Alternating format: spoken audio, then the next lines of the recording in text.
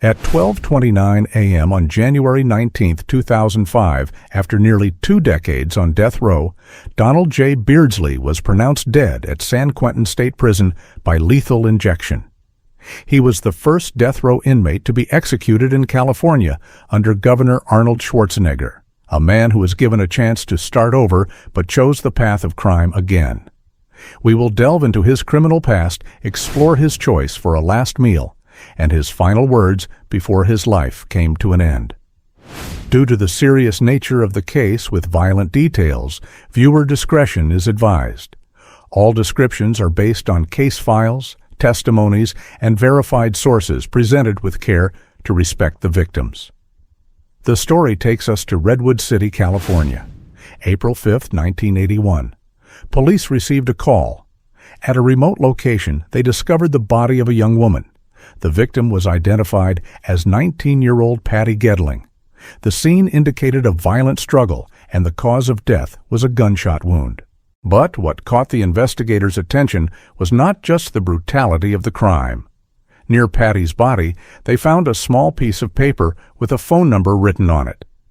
This was the first crucial clue, a fragile thread connecting them to the killer. Without hesitation, the police called the number. On the other end of the line, a man answered. When questioned, the man not only did not deny his guilt, but calmly confessed. He was Donald J. Beardslee. But the shock didn't stop there. Beardsley revealed another horrifying piece of information. He said there was another victim. He directed the police to the location of a second body, the body of 23-year-old Stacie Benjamin, hidden in another location. Stacie's neck had a deep cut. In a single morning, the Redwood City Police were faced with a double homicide. The killer had confessed over the phone. But the biggest question was, why? What had happened in the apartment where the tragedy began? Before delving into the mind of the killer, we must remember the lives that were taken. Patty Geddling was only 19, and Stacie Benjamin was 23. 2 young women with their entire futures ahead of them. Details about their personal lives are scarce in the case files, but that only makes the tragedy more heartbreaking. They were not statistics. They were people with families, friends, dreams, and plans. They were lured to an apartment by someone they trusted, Ricky Soria, Beardsley's roommate, only to fall into a deadly trap. They endured horrifying final hours being bound, tortured, and brutally murdered. All over a small drug debt that wasn't even theirs, but a friend's. And we cannot forget Laura Griffin, Beardsley's first victim in 1969 in Missouri. Like Patty and Stacie, she had just met her killer at a bar. After a pleasant evening of dancing, she agreed to let Beardsley drive her home, unaware that it would be the last decision of her life. Their deaths are a painful reminder of the injustice and cruelty that can hide in the most unexpected places. Donald J. Beardsley was born on May 13, 1943, in St. Louis, Missouri, the eldest child in his family. Tragedy struck his life early when his father died when he was just 11. At 15, Beardsley was sent to the Western Military Academy, a highly disciplined environment. At 19, he joined the United States Air Force, serving as a mechanic for 4 years. But his military career was not smooth. In 1965, Beardsley and another airman were caught trying to steal a car. He was sentenced to labor on a farm in Minnesota. It was here that a fateful event occurred. A falling tree struck Beardsley, causing a skull fracture and putting him in a coma for days. This severe head injury would later become a key argument for the defense in his trials. His family reported that after the accident, he had difficulty expressing emotions. Prison records even noted a diagnosis of schizophrenia. In 1969, the first tragedy occurred. In Missouri, after meeting Laura Griffin at a bar, Beardsley went home with her. There, he strangled, stabbed, and drowned her. He confessed immediately afterward, but offered no explanation or motive for his actions. He pleaded guilty to second-degree murder, was sentenced to 19 years, but served only 7, and was paroled in 1977. Upon his release, Beardsley moved to California and even attended San Mateo College. It seemed he had a chance to start over. But just 4 years later, the demon inside him reawakened. On April 5, 1981, at the apartment in Redwood City. The incident stemmed from a failed drug deal. A friend of Beardsley's roommate owed Frank Rutherford, a drug dealer, $185. Frank Rutherford, believed to be the mastermind, devised a cruel plan for revenge. He used the people living in that apartment as his instruments. Ricardo Sue Soria, also known as Ricky Beardsley's roommate, was tasked with luring 2 women, Patty Geddling and Stacie Benjamin, to the apartment. Both girls were completely unrelated to the debt. Prosecutors later highlighted a chilling detail. Before the victims arrived, Beardsley had sent Soria out to buy duct tape. He was already preparing to bind the victims. As soon as Patty and Stacie walked through the door, they were immediately subdued. According to court testimony, Beardsley and another man named Bill Forrester acted together. Beardsley and Forrester shot Patty Geddling, ending her life. Then, to eliminate the remaining witness, Beardsley acted alone against Stacie Benjamin.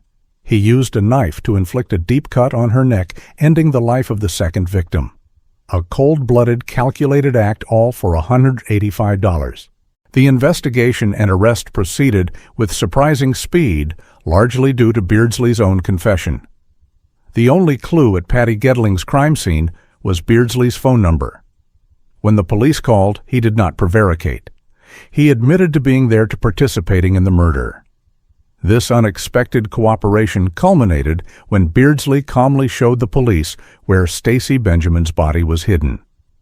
Without this confession, it might have taken a very long time to find her. Beardsley was arrested immediately. Police also quickly identified the other accomplices: Frank Rutherford, the mastermind, Ricky Soria, the lure, and Bill Forrester, the man accused of firing the gun with Beardsley.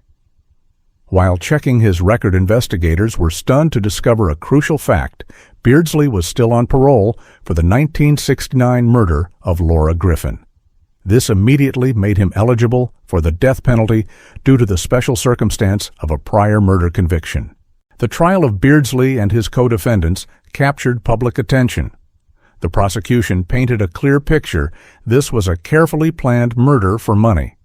They presented Ricky Soria's testimony as key evidence. Soria had agreed to cooperate, pleading guilty to second-degree murder in exchange for testifying against Rutherford and Beardsley. Her testimony exposed each person's role in the plan. The prosecutor emphasized Beardsley's history of murder as an aggravating circumstance, showing he was a permanent danger to society. Beardsley's defense team attempted to make 2 main arguments. First, his original lawyer had withdrawn, affecting the defense process. Second, and more importantly, they argued that Beardsley was mentally impaired due to his old head injury. They contended that the injury had altered his personality and his ability to control his behavior. However, prosecutors countered this by pointing out that Beardsley had an above-average IQ, indicating he was fully aware of his actions. In the end, the jury delivered its verdicts. Frank Rutherford, the mastermind, was sentenced to life in prison without parole and died in prison in 2003. Ricky Soria was sentenced to 15 years to life. She was paroled in 2015. Bill Forrester was surprisingly acquitted, and Donald J. Beardsley was found guilty of first-degree murder for both victims. With the aggravating circumstance of a prior murder conviction, he was sentenced to death. Justice had been served, but Beardsley's path to the execution chamber would still be many years long. For nearly 20 years, Beardsley lived on death row at San Quentin, while his lawyers relentlessly filed appeals. The appeals all focused on the arguments of his brain injury and inadequate legal defense. However, all were denied. The execution date was set for January 19, 2005. Beardsley's final hours were spent in silence. The governor of California at the time, Arnold Schwarzenegger, denied his plea for clemency. In his statement, the governor made it clear, "We are not dealing with a man so damaged that he cannot distinguish between right and wrong." Beardsley's last meal consisted of clam chowder and French bread.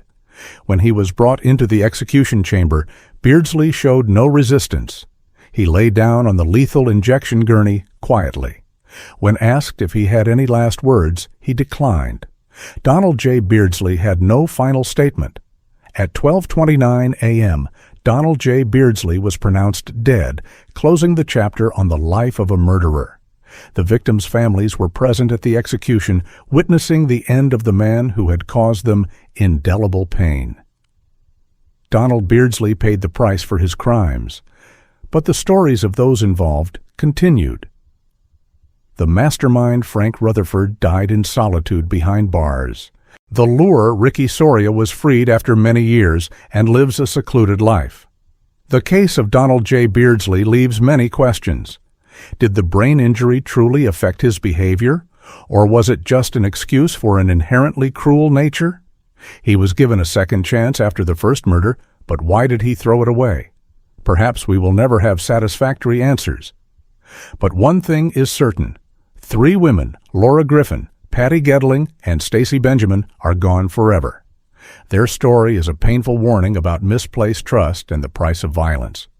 Justice for the victims may have been served from a legal standpoint, but the pain of their families will endure. And our duty is to never forget their names, to never let the crimes of men like Beardsley fade into the annals of time.